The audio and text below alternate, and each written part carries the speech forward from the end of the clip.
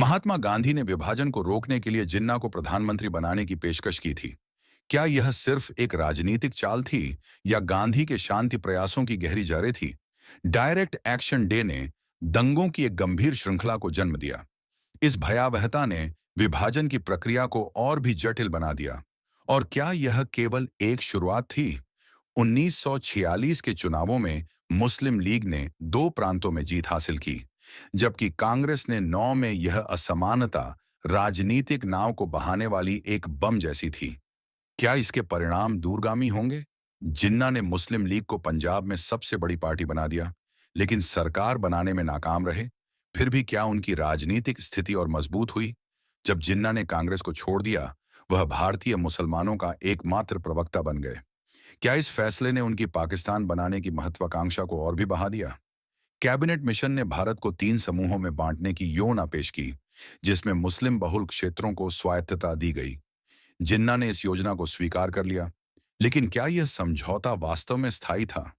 Direct action day के दौरान बंगाल में भयानक हिंसा छिड़, जिसमें 6,000 लोगों की जान गई।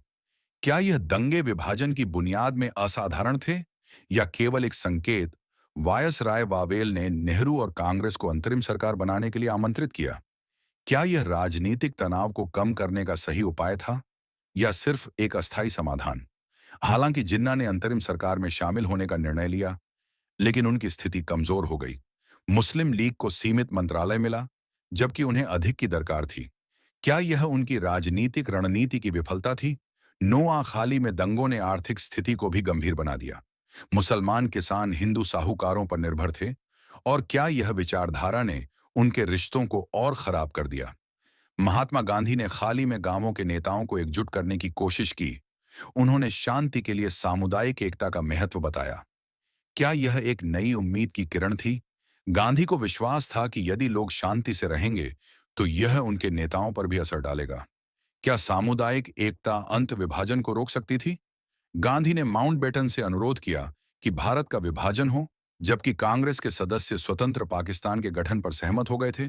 क्या यह एक बड़ा बदला साबित होता? गांधी का जिन्ना को प्रधानमंत्री बनाने का सुझाव इस बात का प्रमाण था कि उन्होंने देश को एकजुट रखने के लिए किसी भी हद तक जाने की ठानी थी। क्या यह साहसिक कदम था? नेहरू और पटेल ने गांधी के प्रस्ताव को ठुकरा दिया। यह एक दुखद पल बना जब गांधी की एकता की कोशिशों को नजरअंदाज किया गया। क्या यह उनकी रणनीतियों के लिए एक बड़ा धक्का था? भारत विभाजन के समय लगभग 15 मिलियन लोग पलायन कर गए। इस अराजक जता में 1 मिलियन से अधिक लोग मारे गए। और क्या यह सब एक खौफनाक यथार्थ था? सरदार पटेल ने सभी रियासतों को एकजुट करने के लिए कठिन परिश्रम किया। क्या उन्होंने इतिहास में एक महत्वपूर्ण भूमिका निभाई? इस सीरीज में नेहरू और पटेल की दोस्ती और विचारधाराओं की खूबसूरती से तस्वीर पेश की गई है। क्या यह जानकारी आपको चौंका सकती है?